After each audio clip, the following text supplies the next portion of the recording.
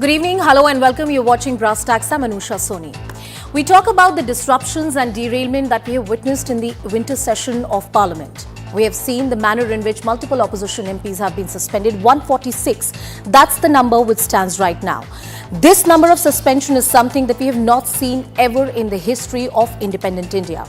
The suspension spree in Parliament continues. Now the total number of MPs suspended has gone up to 146.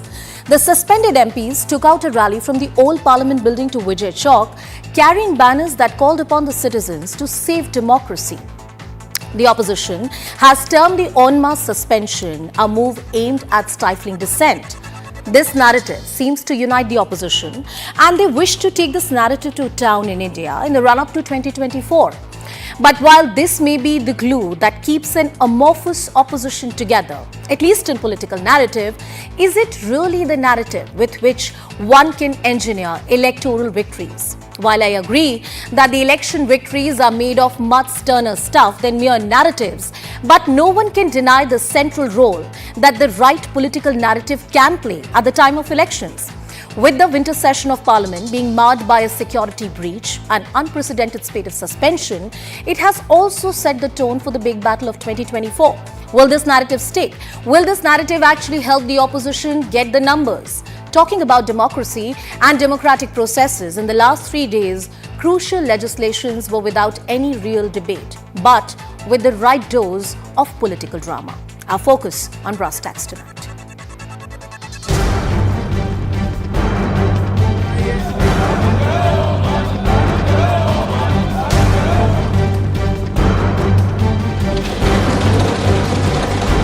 I'm told, Mr.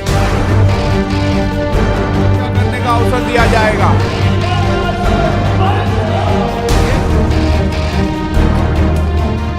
अगर आप सदन में नहीं बोलेंगे तो कहाँ बोलेंगे? ये दुर्दैव है कि शाह साहब भी वहाँ पर नहीं आए हाउस में और प्रधानमंत्री नहीं आए। We were there and we raised that since the Home Minister is very much in the house, why don't he make the statement which he made outside the house? So the convention is that when the Parliament is in sessions, no announcement or no statement should be made outside.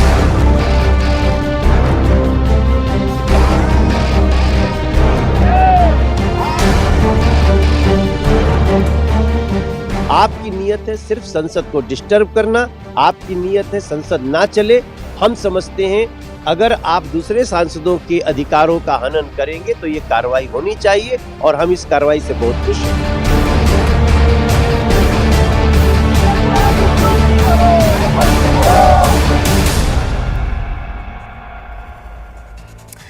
Well, let's begin the show by showing you two sets of visuals. Leaders of both the parties, they staged massive protests against each other today.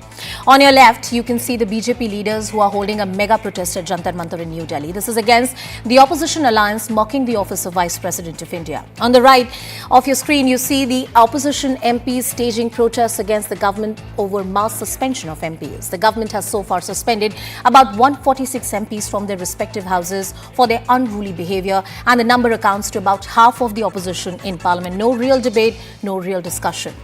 While during the protests, Congress President Mallikarjun Kharge went all guns blazing against the BJP. He even attacked the centre on Twitter, and this is our Motorola tweet of the day.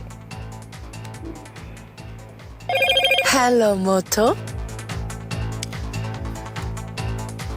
Well, Mr. Kharge wrote on X, and I'm quoting him right now, "We, the people of India, need to save democracy. Passing important legislation by suspending opposition is not democracy." That's what Mr. Kharge said. This is the worst kind of authoritarianism. That's our Motorola tweet of the day. Well, since then, the Parliament breach incident, Lok Sabha has passed a total of 8 bills and Rajya Sabha has passed a total of 6 bills. We must take a look at all the bills that have been passed so far by the Parliament because we as citizens did not get a debate and discussion. First is the Telecommunication Bill 2023. This bill seeks to replace the Indian Telegraph Act 1885 and the Indian Wireless Telegraphy Act 1933. Then comes the 3 new criminal laws, Bharatiya Nyaya Sanhita, Bharatiya Nagarik Suraksha Sanhita and Bharatiya Sakshya Bill 2023.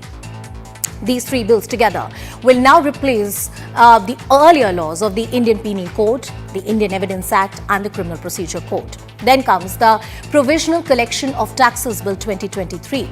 This bill provides for the interim imposition of increase of customs or excise duty, Central GST bill that aims to collect taxes on intrastate supply of goods and services, NCT of Delhi laws, the Second Amendment bill. It protects action against slum dwellers and hawkers in Delhi from illegal encroachment.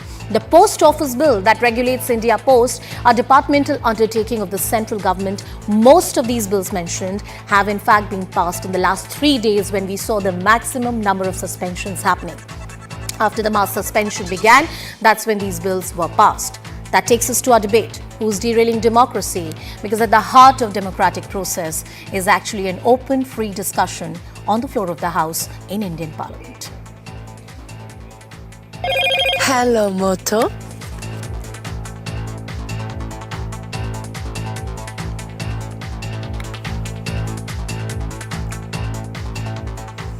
Well, let's take this debate to our panelists as well who are joining us on the broadcast. Mr. Ajay Alok, the BJP national spokesperson, is joining us this evening.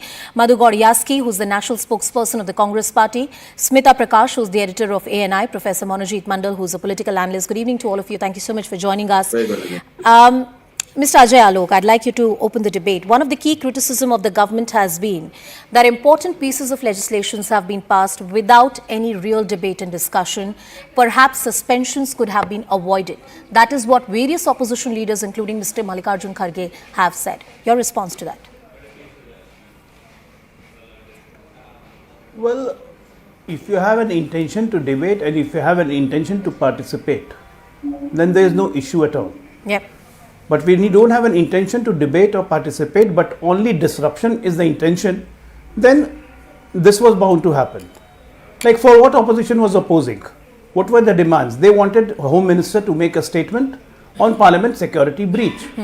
On the same very breach, Mr. Rahul Gandhi and other opposition leaders were saying that yes, there was a security breach, but it was because of unemployment and because of high rise, and they were having a soft corner towards those who have breached the Parliament security, which is actually an act of terrorism, as what Delhi police has charged them. And now the various angles associated with it, we are coming to know all the feathers are being rubbed up, that this planning was going on for last 1.5 years, and who all are involved, where the funding came. There are so many questions.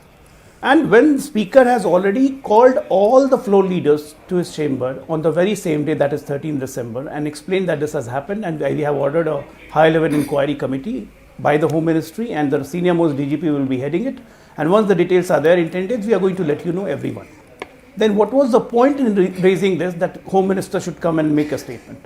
Because this security and the whole Parliament issue comes under the purview of the Speaker. And what will Home Minister will say? When you don't have any detailed investigation report, he might be knowing something more, but as far as the whole country knows, that was a restricted knowledge everywhere. And when you make a statement in the Parliament, it has to be authenticated with facts. You cannot go and say anything like what the opposition is in a habit to do, like what Raghav Chadha did in Rajya Sabha.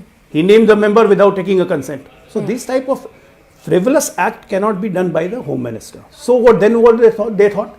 The best idea is to disrupt the Parliament. They started disrespecting the chair. When it was mutually agreed that nobody will come to the veil with placards and everything, they started tearing the papers and throwing it on the authorities of the Lok Sabha and Rajya Sabha. What option did the Speaker or the Sabhapati was left with? Nothing than to suspend.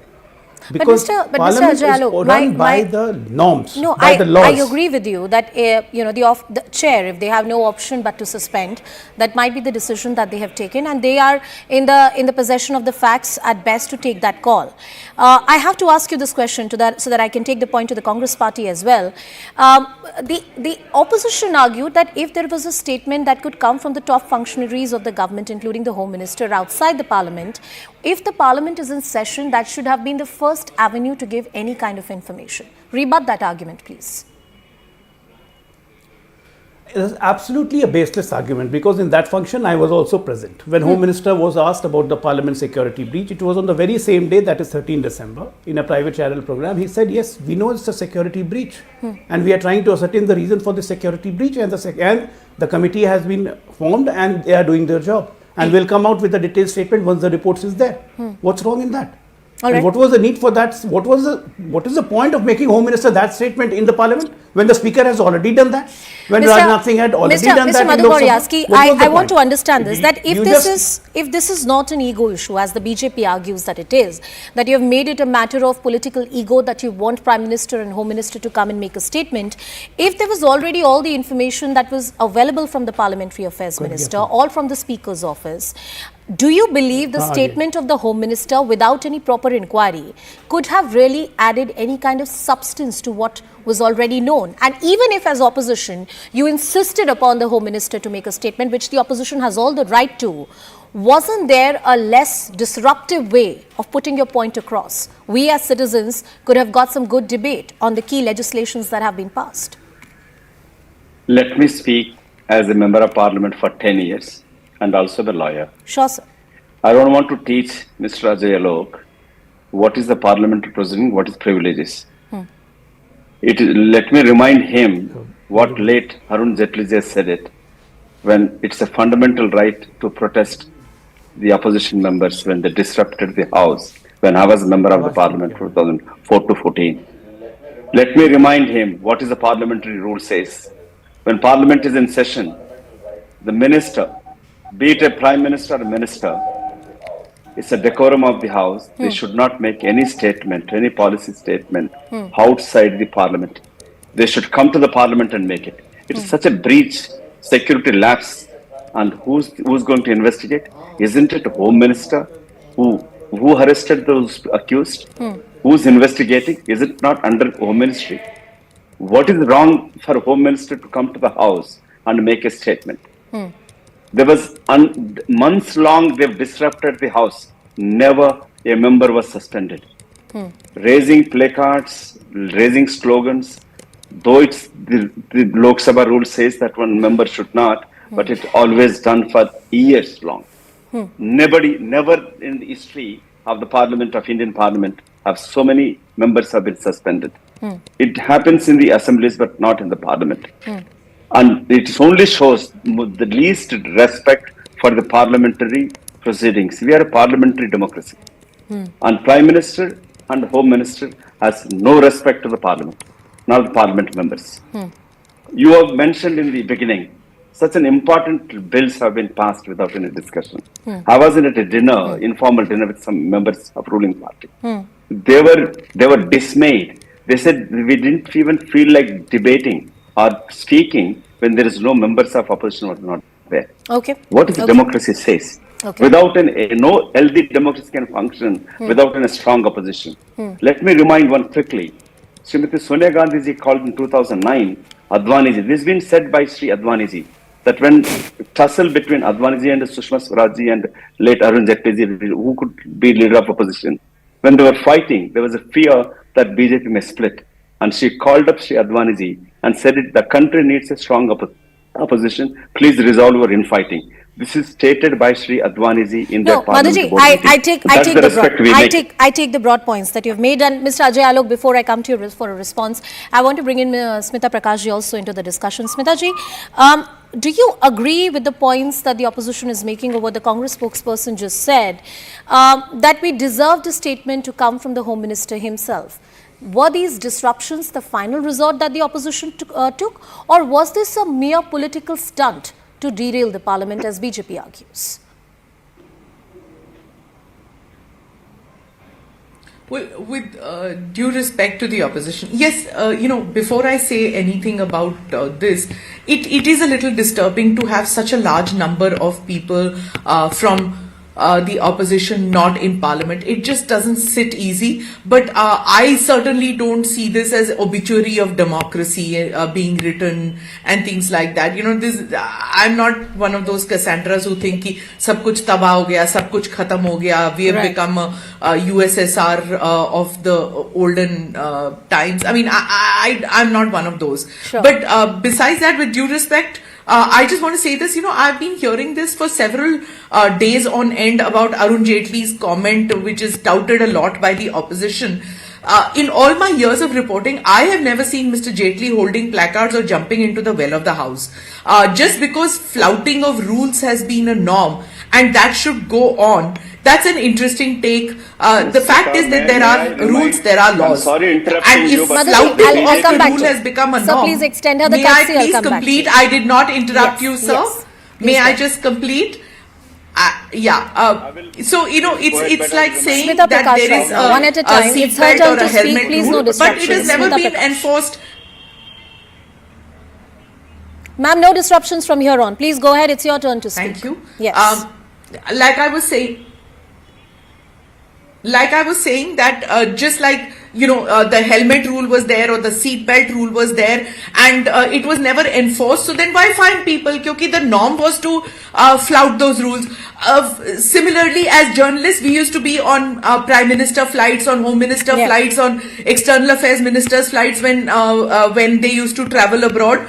That norm was broken by the Prime Minister because he said कोई rule तो नहीं था कि लेके जाना है तुमको. So there are many norms which don't exist anymore because there were no rules. Whatever the rules are, if they are enforced, I'm afraid everybody will have to follow those rules. And the BJP, what is happening is that these legislations which are coming into place, they're going to happen with or without the opposition and with or without the debate. The unfortunate thing is that people as voters want their representatives to be in parliament. I'm sorry, but the representatives in the opposition, their first duty should be towards the people who elected them, and they need to be out there when criminal law laws are being passed out there.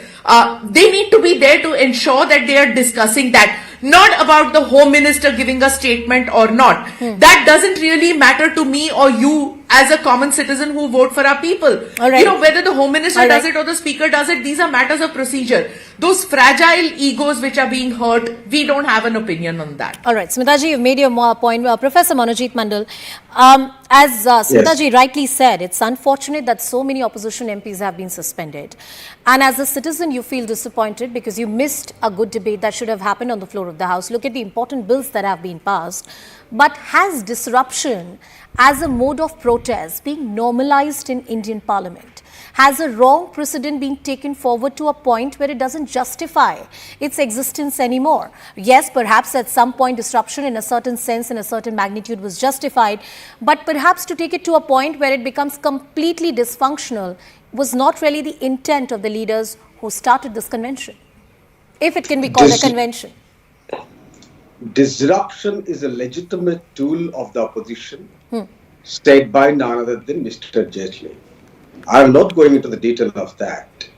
Whose responsibility it is to run the House? It is the Treasury benches. This is clear, right? And I tell you, my previous speaker was, delivering almost sermons. If they were so keen about debate, they should have called them back. Suspension for the entire session. You suspend them for half a day, 1 day, 2 days, fine.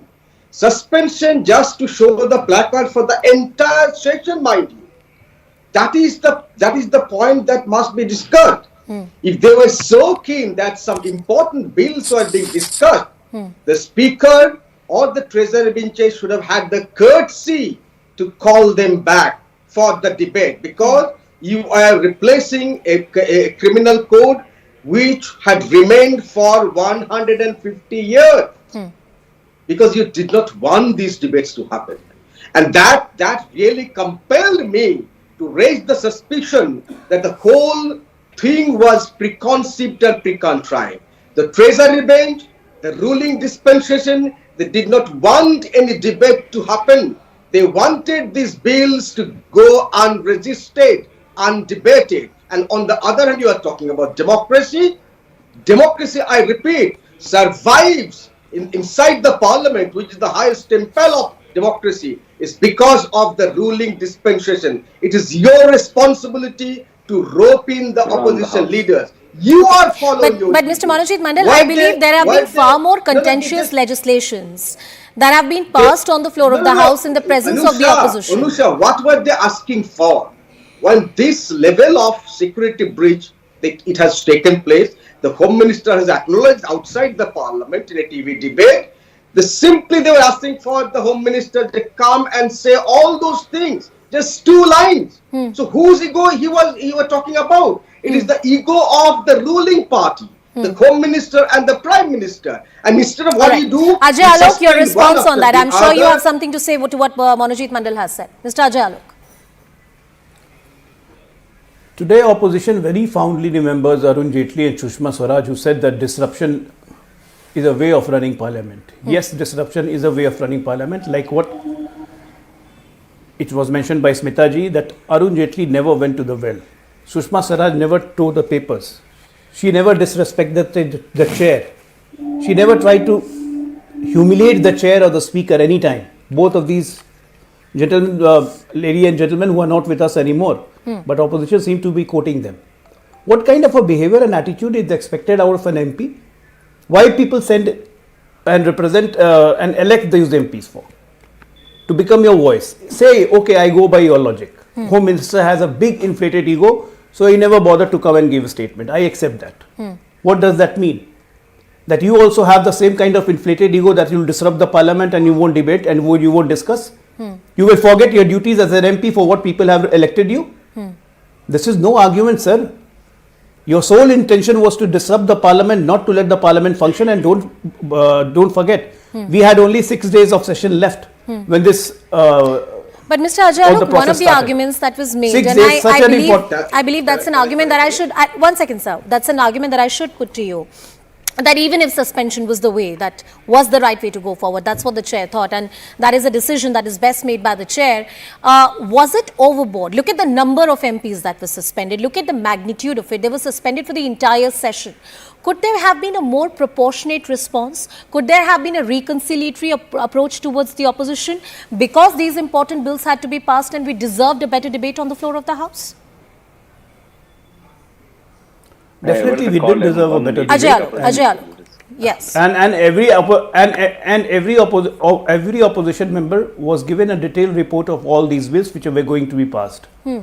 They never had anything to debate on this. Mr. Asuddin Owaisi, who was there in the parliament when this CRPC and IPC bills were being passed, he made a very passing comment that this bill is going to intimidate some. Why intimidate some? If there is a bill, if there is a law which is very harsh on terrorism, why it is going to intimidate? Who is going to be intimidated? Today only the Home Minister made this statement. You never wanted to discuss this. This is the main crux. Madhuji, you never wanted coming to to that point, and I want to touch was the only way. And I want to touch upon the point that Smita ji also mentioned some time ago, that the opposition goes to town with this narrative that democracy is dead. And as I said earlier, of course, the numbers are startling, and the number of opposition MPs suspended is startling. It's unprecedented. But do we really jump to the conclusion that democracy is dead? The opposition has tried to pick on this narrative multiple times. They have kept it together. They wanted to take it. They want to take it forward in the run-up to 2024. But does it really get you the electoral victories that you're looking for? Let me make a comment here as an ex-parliamentarian. Sure, sir. I wish Smita Prakash for supporting BJP indirectly in every debate. I wish the Modi ji make her Rajya Sabha member so that she can learn the parliament. No personal comments, sir. No personal comments. Who's responsible? No personal comments. Madhuji, one second. Madhuji, one second. Madhuji,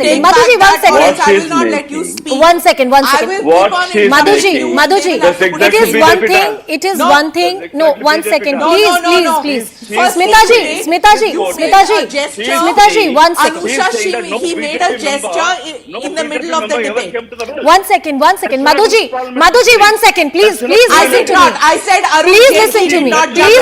Guys. This is not the way a debate can happen. Madhuji, you may disagree with what Smita Prakash says or what Manojit Mandal says, but I request everyone that when it comes to individual identities, personalities, do not make those kind of personal comments. They do not behove well of you, your experience and everything that you've done. And I reiterate here on the debate that any kind of personal comments on anybody's political affiliations when it comes to their intention are not welcome. Can we come to the pith and substance of the debate, devoid of any personal attacks, please? Let me straight make a point. Yes. Whose responsibility to run the House? Is it ruling party or the opposition?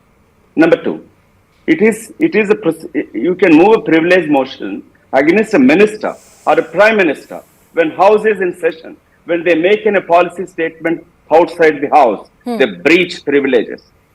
And Mr. Kharge has rightly said it yesterday in the press meet that we can move the privilege motion. But what's the point? The head Speaker of the House just listen to the Prime Minister. They doesn't even follow the proceedings here. It's a established rules. Like no minister can make a made ever statement when House is in session, and it's a responsibility of the ruling party to run the House, not the opposition. All right, you've made your point. I have last 2 minutes on the show. Smita Prakashji, please, your reaction.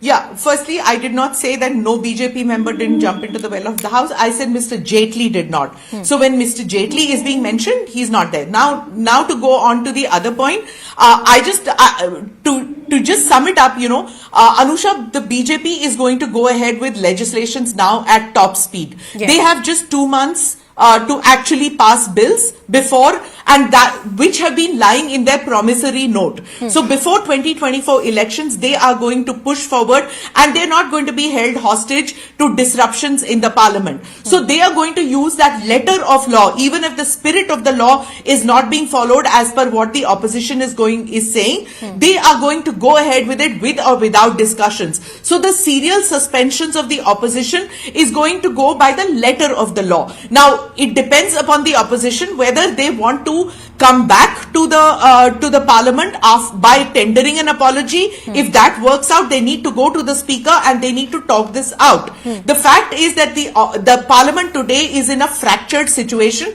but that is not going to impede in any manner the BJP passing laws which they feel need to be brought about before 2024 elections. All right, that's all the time that I have. But one thing is disappointing is the fact that we have had such historic bills passed in Parliament.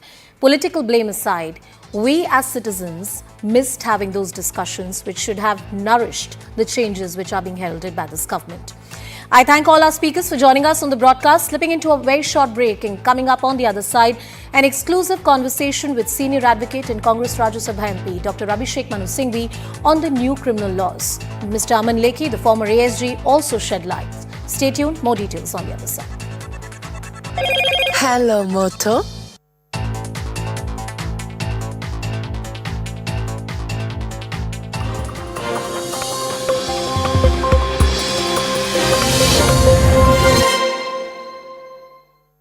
Presented by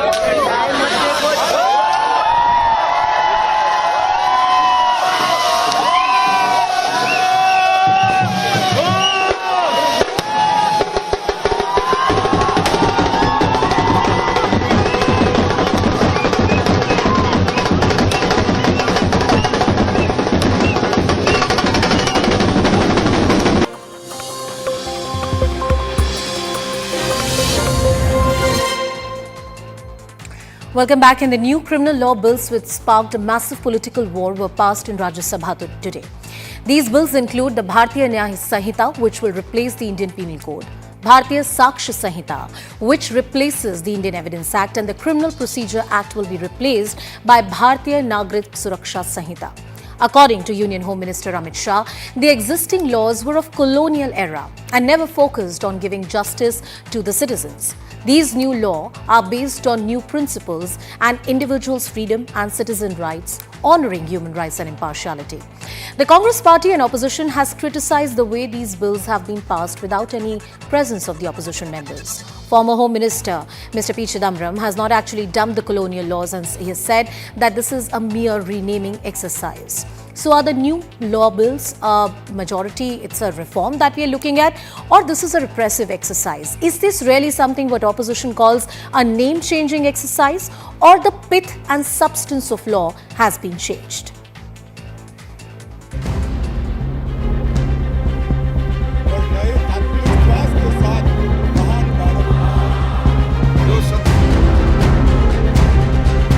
अंग्रेज चले गए, पूरे देश में 4 प्रकार की न्याय प्रणाली चलती थी। आज कश्मीर से कन्याकुमारी और द्वारका से लेकर कामाख्या तक इस कानून के आने के बाद एक ही प्रकार की न्याय प्रणाली का चली।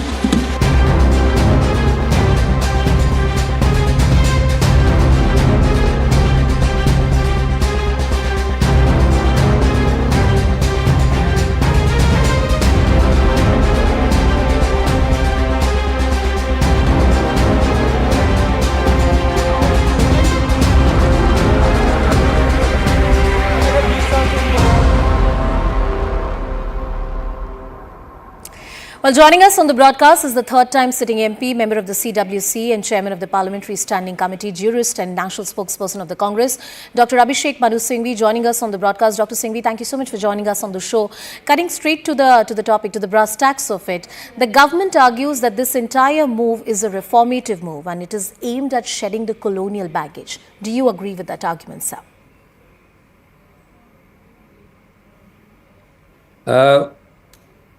Unfortunately, and I say with great respect, there cannot be a greater misrepresentation than this.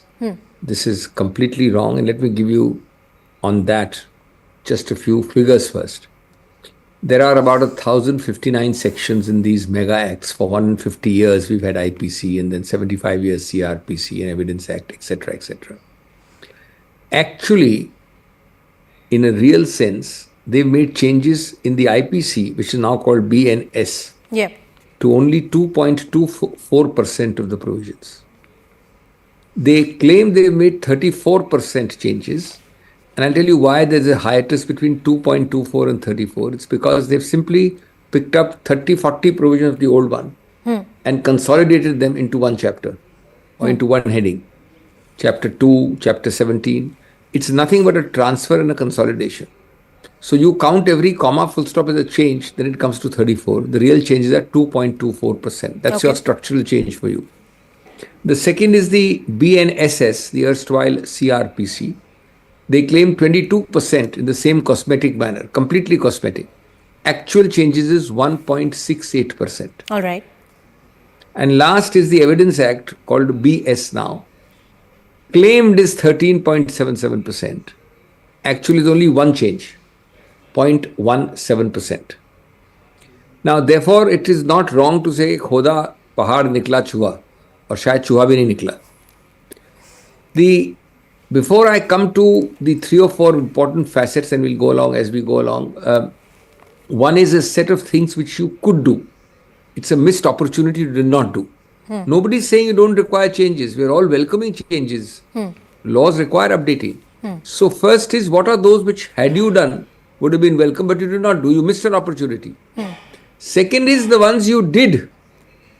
Many of them, how retrograde and blunderous they are. And the third aspect is that really it is your fetish for name changing. I don't want to sound political, but let me tell you that you somehow love to leave your identity, your imprint, your chhap, as they say in Hindi. So you have gone on a name changing spree. In the political sphere, from 19 75 to 2013, you Okay. have 33 examples where you simply change the name of schemes. This is a very major change, example of merely a change of the name of a statute. Well, sir, I take that point, but give me substantial reasons. You argued that at length, but I'd like to know more. That why this is a cosmetic exercise. The government argues that, look, for example, the offence of sedition, a commitment that they gave to the Supreme Court of India that we do away with it. They have come through on it. And sedition as an offence as it earlier existed on the statute book does not exist. And in fact, these are progressive changes that have been made. One of the examples that I'm quoting out of the many key changes that have been made, sir. I mean, you have to start consulting Alice in Wonderland dictionary. I call it retrograde and the government calls it progressive. One of us has to be wrong. Now you judge for yourself. There are 4 examples of retrograde I have chosen. There are many, many, many more. But of the 4, let me take your example first, sedition. Sure. I mean, I'm amazed that you are somebody in the government is calling it progressive. I said, not entirely in jest, that certainly the government can't be accused of sedition itself, but it can be accused of betrayal. The government makes a statement, first of all, in the courts on 11th of May 22, the court gives a stay of the sedition offence. They reiterate it on 30th of October 2022 and record the statement of no less than the Attorney General that we are seriously reconsidering. Seriously. The result of that so-called serious reconsideration is that on 24th May 23, which is 1 year later, the Law Commission reincarnates sedition. And immediately on the next day, if you read the newspapers, the government distances itself from its Law Commission, saying, "Hum to sarkar hai, ye to Law Commission hai, Vidhi Ayog hai." As if they are fooling people who believe that the Law Commission is functioning in a silo or a ivory tower itself. Now, what is reincarnated today is worse than the previous provision. There is no difference in substance. What about your assurance that you'll do away with it altogether? And the old one had a punishment, Anusha, of life plus 3 years. This one has life plus 7 years. And this is your definition of much better provision, progressive or more tailored. Last point. Sure. You are sitting in Gujarat, you say anything the government doesn't like, the Assam police comes and arrests you for sedition. We've done those cases. I'm actually a lawyer in many of those cases. You are sitting as a journalist in Uttar Pradesh. How many of your colleagues have been arrested for sedition? Now, today, by simply changing cosmetically something or the other, there is no change. It is worse. Now, let me give you 2 or 3 other quick examples of retrograde. You have created a new offence of sexual intercourse by deceitful means. This is a new provision, clause 69. The law standing committee report itself very strangely puts it under the head, appreciated provisions leading to love jihad. So this kind of provision is a satisfaction of your preconceived agenda about love jihad. Why? Because you have given a humongously disproportionate penalty of 10 years for this. 10 years. Okay. You already have an offence that you are deemed to commit rape if you have sex on false pretenses. Yes. Now you have made it into a separate offence for love jihad. Clearly you know how it is used in actual on the ground. Innocents are harassed. Today it carries a 10-year.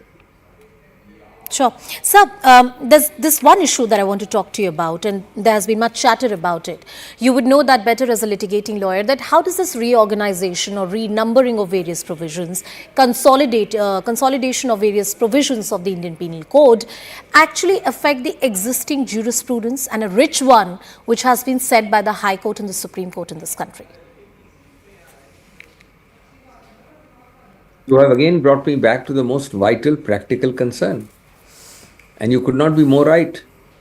This is the consequence when you act without knowledge. These unintended consequences are the most dangerous. Sure. I'm not saying anybody's intention, including this government's, cannot be to increase our arrears of 5 crores to 7 crores. No man on earth would want that. I'm not accusing the government of that.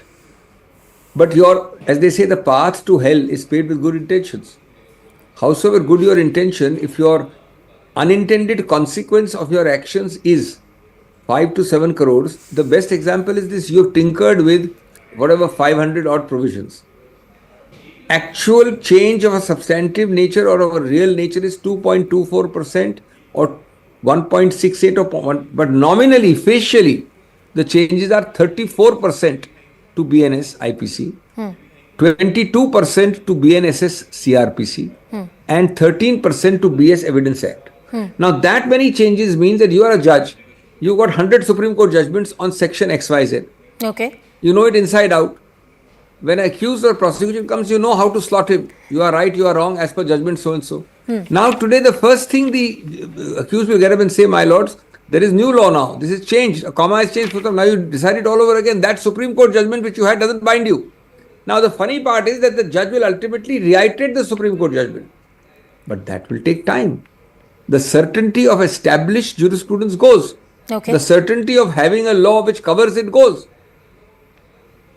But sir, to conclude, and this is my last question to you, coming back to the original question that I asked you, shedding the colonial baggage, it's a loaded term, and in many ways, to break it down into different portions is very difficult. Have we actually shed the colonial baggage? And if we have, in what way and in what form? Answer to the second question is tragically no. Absolutely no. I've just given you the reasons and the examples. How can you shed a colonial baggage, so-called, with these percentages of changes? But the first question is more important.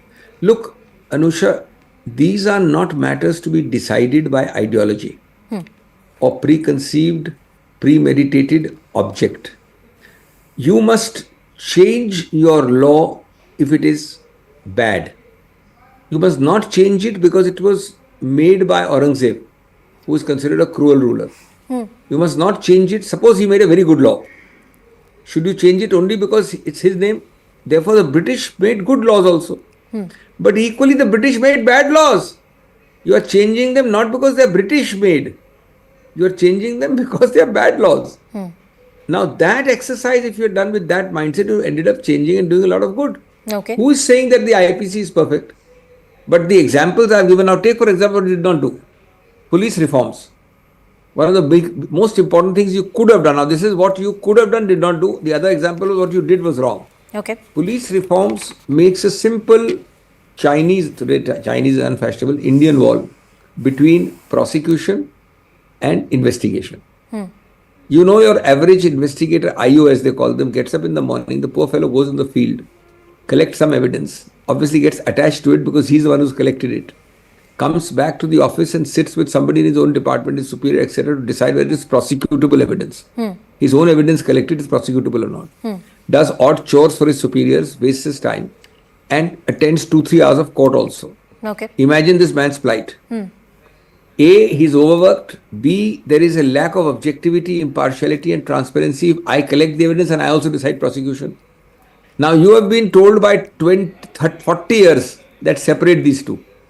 Prakash Singh's judgment in Supreme Court, several law commission reports. You could have done that by this amendment.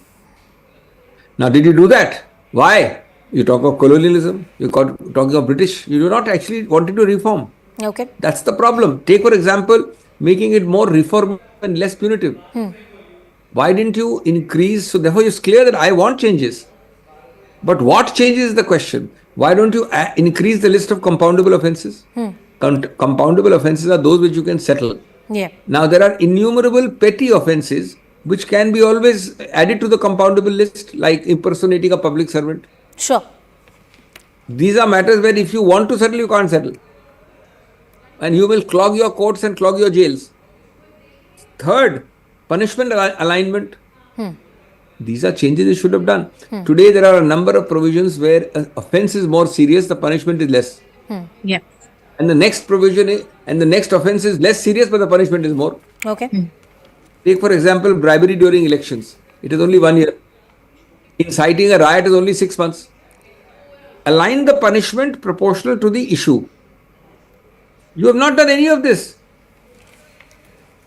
Dr. Singhvi, thank you so much for joining us on the broadcast. It's always a pleasure to speak with you, and especially on this sweeping reform that has been brought by the government, which you substantively criticized on this broadcast today. Taking the conversation forward is with another learned senior advocate, Mr. Aman Lekhi, who's also the former ASG. Mr. Lekhi, good evening, sir. Thank you so much for joining us on the broadcast. Straight to the point, these are historic reforms, whether one agrees with them or disagrees with them. And they are the reality of the day. They have been passed by both houses of the parliament. Your initial thoughts on the key changes?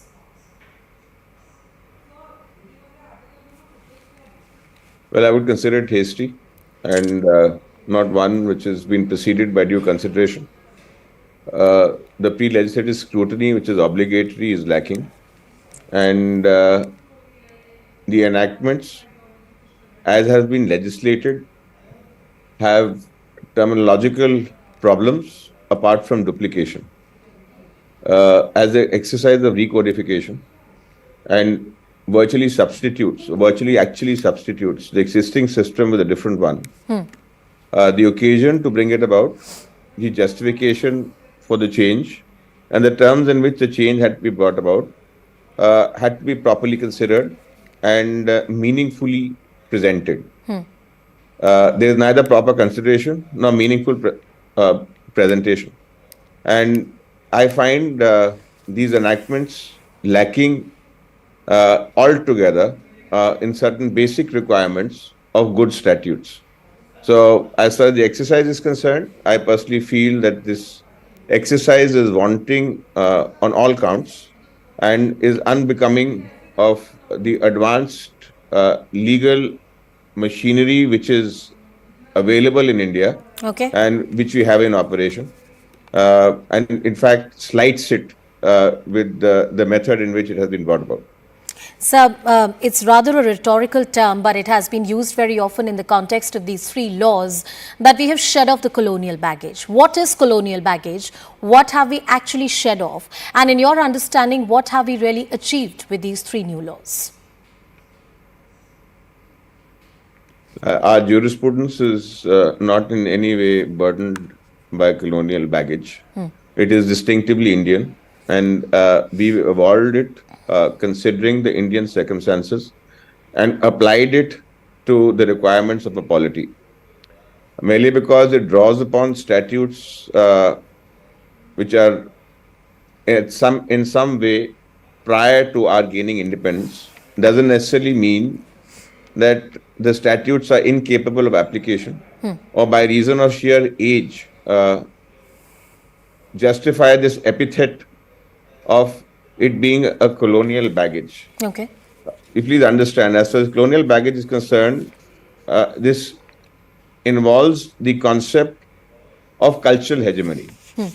And implicit in it is an element of subordination to a superior power.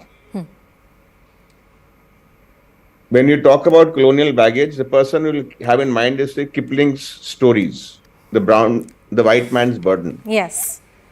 The suggestion of the Home Minister that the government is ridding the country of this colonial baggage is utterly misconceived, because that was not present.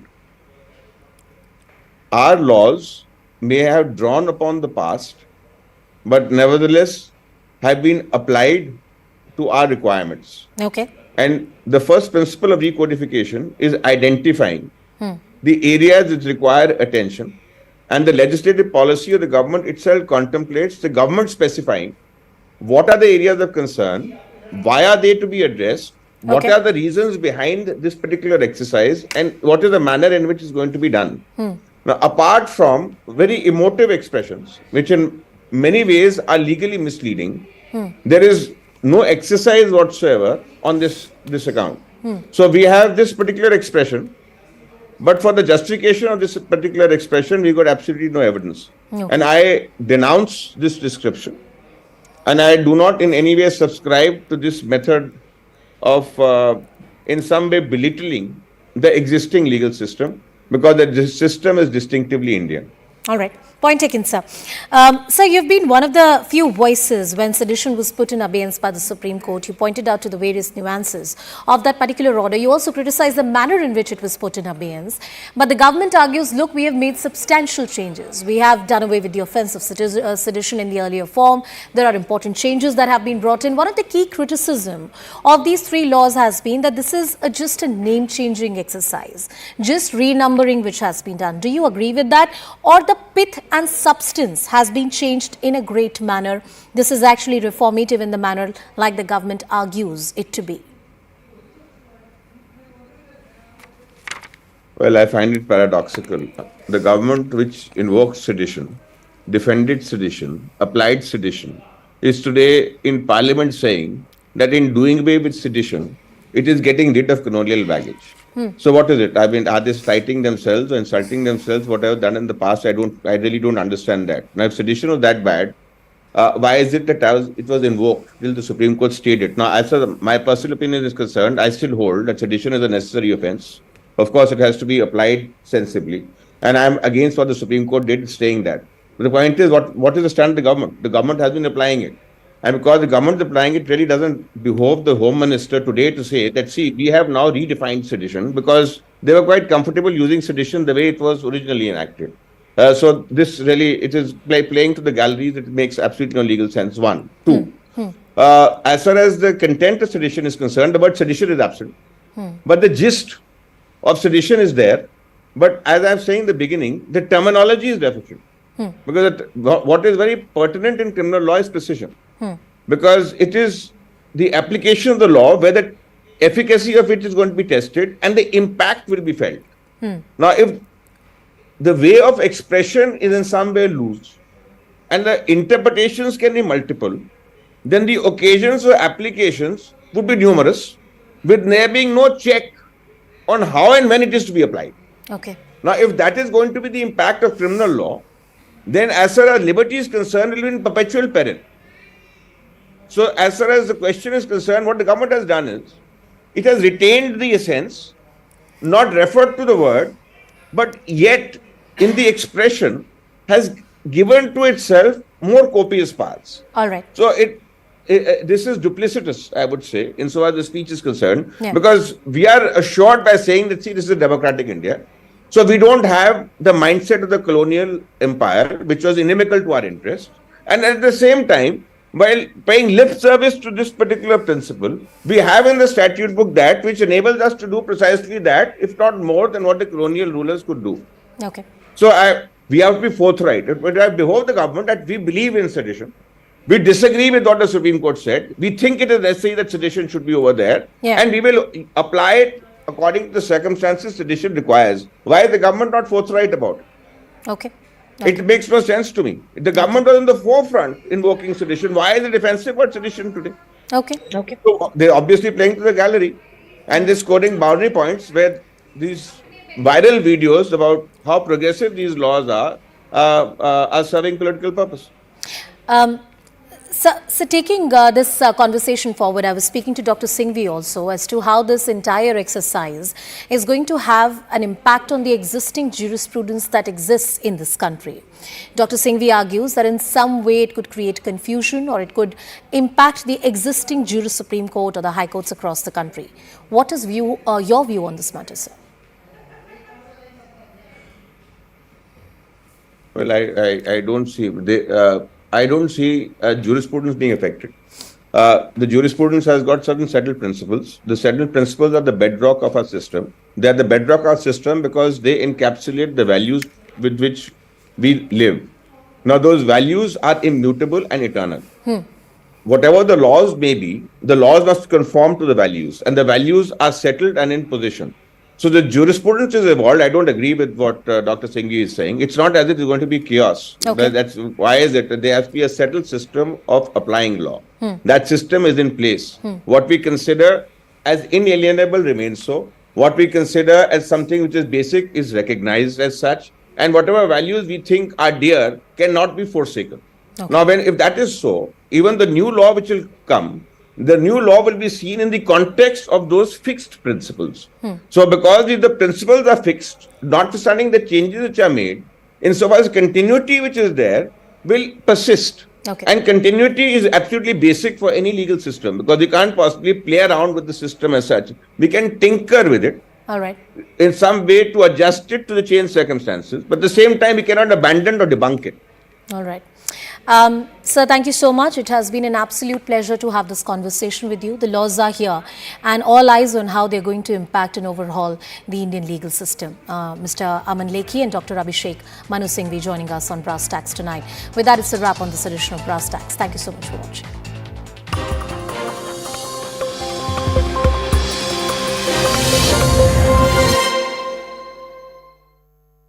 Co-presented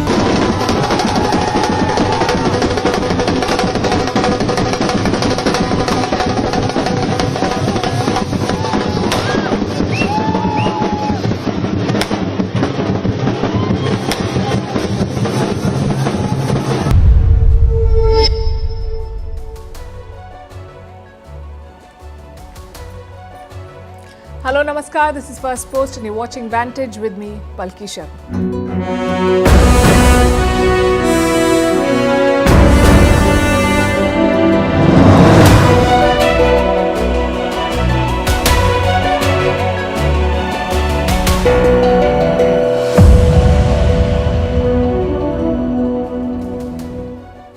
Israel has busted a new Hamas tunnel, the most high-tech so far, complete with elevators, power and telephone lines, and wide enough to hold cars. A tunnel used by the top leadership of Hamas. Tonight we'll show you the video.